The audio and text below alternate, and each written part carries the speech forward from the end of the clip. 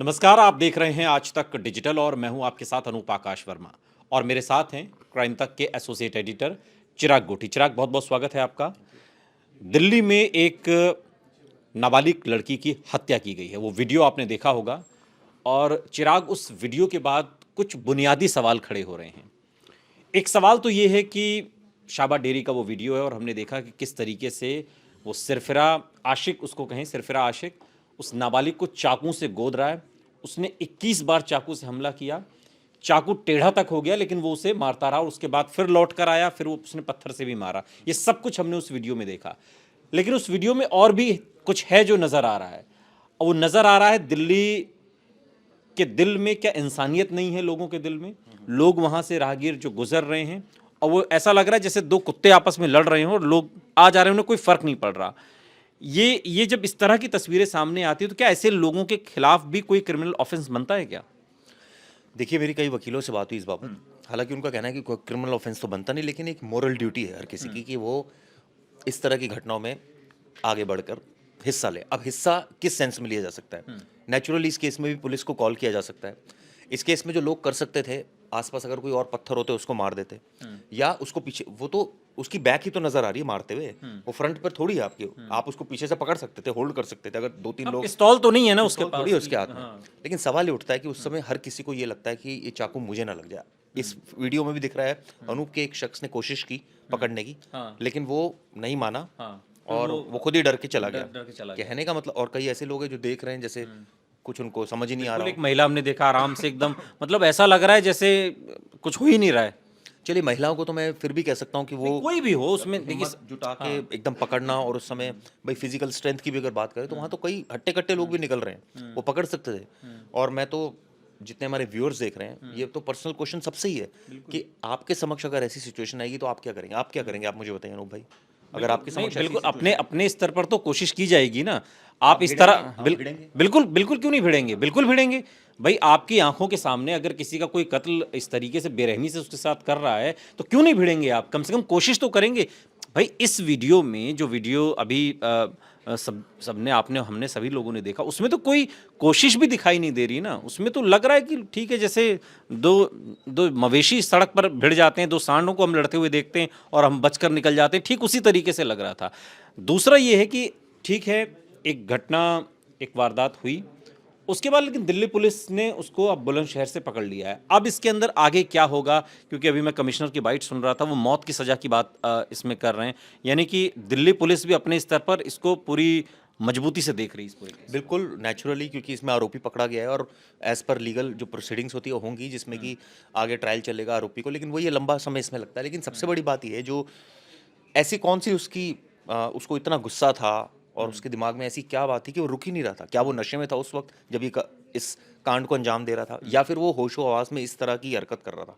अगर कर रहा था तो उसके दिल पर ऐसी कौन सी बात थी जो इतनी चुभ गई थी लड़की ने? ऐसा कौन सी उसकी ईगो हर्ट कर दी थी, कौन सा अपमान कर दिया था कि उसने सिर्फ यही सोचा कि इसको अगर मैं जब तक मार नहीं लूंगा तब तक मैं नहीं मैं नहीं बैठूंगा। बैठूंगा। इन और दोनों आप का देखिए, इन आप दोनों देखिए किस तरह से वो मार रहा है। उसके बाद उसने पत्थर भी मारे हैं 5-6, 21 बार वो उसने करीब बार किया है। वो रुक ही नहीं रहा है, और एक चाकू बार तो टेढ़ा तक चाकू हो गया उसका। चाकू अड़ गया है, और उसके बाद वो कैसे निकाल रहा है, मतलब जैसे कोई सब्जी काट रहा हो। मतलब ये हालात बहुत विभत्स वीडियो। इन दोनों का बैकग्राउंड क्या है, लड़की का और लड़के का, इसके बारे में क्या जानकारी है? देखिए, लड़की 10th क्लास उसने अभी पास की है, उसका रिजल्ट आया था। ये जो लड़का है, ये बताते हैं कि छोटा मोटा काम करता है, एसी मैकेनिक भी है ये। अब सवाल ये उठता है कि इनकी दोस्ती जो है वो हुई, उसके बाद ऑब्वियसली रिश्ते खराब हुए। ये लड़की अपनी एक सहेली है उसके घर पर ठहरी हुई थी। हालांकि उसका जो पति है वो जेल में है, उसके 2 बच्चे हैं, तो वो लुक आफ्टर के लिए शायद उसने बुलाया होगा, ऐसी बात उसकी मदर बता रही हैं। और ये भी बता, जन्मदिन की बात की जा रही है, जन्मदिन की जन्मदिन पार्टी भी की था तो तैयारी वो की है। इसलिए स्टे हाँ। भी थोड़ा कर लिया। लेकिन सवाल ये उठता है कि इसमें जो सबसे ज़्यादा पीड़ा देने वाली तस्वीर है, वीडियो है, वो यही है कि लोग रिएक्ट ही नहीं कर रहे हैं। कहने का मतलब है, मैं तो अपनी बात कर रहा हूँ। मैं अनु भाई, आपने भी बोला कि मैं भी करूँ, मैं भी यही करूँगा। मैं जाकर, मेरे चाहे लग जाए, कोशिश लेकिन तो मैं करेंगे भाई, उसको ऐसा ऐसे मतलब ये भिड़ूंगा, तो उससे ऐसे कोशिश तो आप करूँगा। कैसे देख सकते हैं, मतलब ये तो बड़ी हैरान कर देने वाली बात है। अच्छा, दूसरा, अभी चूंकि जब वो पकड़ा गया है साहिल, और तब उसकी जो तस्वीरें सामने आई, हम देख रहे हैं उसके हाथ में कलावा बंधा हुआ है।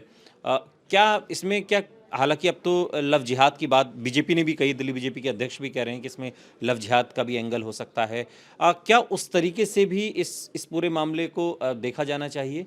कि इसने लड़की को बरगलाया हो, खुद को पहले हिंदू बताया हो और उस तरीके से, क्योंकि जो प्राथमिक तस्वीर जो सामने आई है पकड़े जाने के बाद से, उससे अब इस तरीके के कुछ सवाल उठ रहे हैं।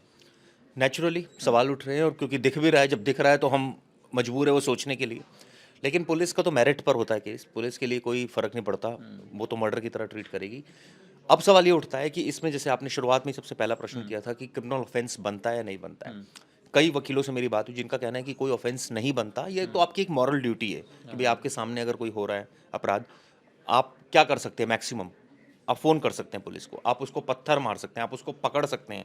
लेकिन ये तमाम बातें जब आदमी कर रहा होता है, लेकिन उसको उस समय ये होता है कि वो उसके चाकू ना लग जाए, यानी कि उसको कोई ऐसी चीज़ ना लग जाए कि वो पता लगा वो किसी की हेल्प करने जा रहा है और उसी की उल्टा उसके ऊपर आ गई। मेरे एक अंकल थे, मुझे याद है अच्छी तरह, वो भी ऐसे किसी एक पछड़े में पड़ रहे थे, लोग आपस में लड़ रहे थे, उन्होंने वहीं से चिल्लाया कि क्यों लड़ रहे हो।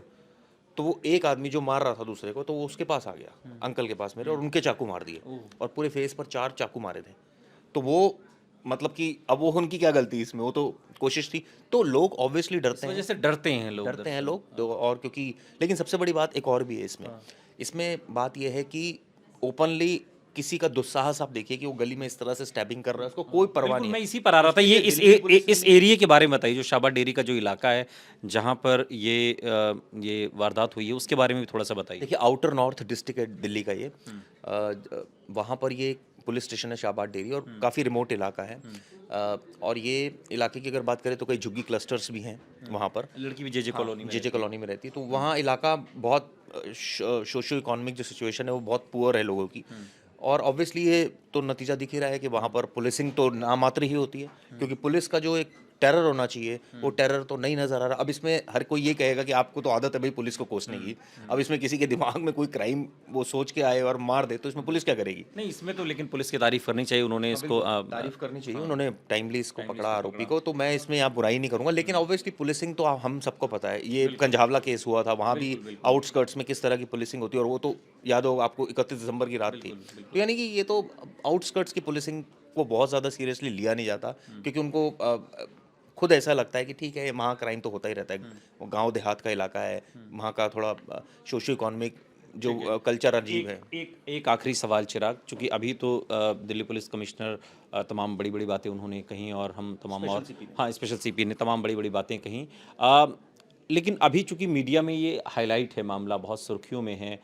2-3 दिन बाद जब ये नहीं रहेगा, चूंकि दोनों की फैमिली और लड़की का जो की फैमिली काफ़ी पुअर फैमिली है, आगे ये केस क्या उतना ही मजबूत आपको नज़र आता है? देखिए, अभी कोई प्रोडिक्ट नहीं किया जा सकता अनूप इसके बारे में, डिपेंड्स ऑन दिल्ली पुलिस कि वो किस तरह से इसको एविडेंस को प्रेजेंट करे। लेकिन इसमें मैं आपको बहुत क्लियर कट बताऊं, बहुत क्लिंचिंग एविडेंस है वो वीडियो अपने आप में सब कुछ कह रहा है, सारी कहानी कह रहा है, सारी कहानी कह रहा है। तो टी-शर्ट भी वही है जो पकड़ा गया, पकड़ा वो गया है। टी-शर्ट उसी टी-शर्ट तो में मुझे लगता है कि बहुत ज़्यादा इसमें मुश्किल नहीं होगी आरोपी को सज़ा दिलाने में, लेकिन वही हमारा प्रोसेस थोड़ा स्लो होता है, सज़ा मिलती है, फिर हाई कोर्ट, फिर सुप्रीम कोर्ट, तो समय तो लगता ही है। बिल्कुल, लेकिन सजा मिलनी चाहिए, देर से ही सही, लेकिन न्याय होना चाहिए। जो वीडियो सामने आया है, उस वीडियो में दिल्ली की भी एक तस्वीर है, जिस तस्वीर को बदलना चाहिए, लोगों में हिम्मत आनी चाहिए।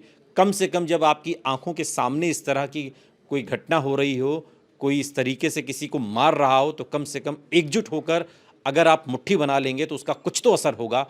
और अगर ये हुआ होता तो संभवतः वो लड़की आज जिंदा होती, 21 चाकुओं से तो कम से कम उस पर वार ना हुआ होता। बहुत बहुत शुक्रिया चिराग, इस तमाम बातचीत के लिए आपका।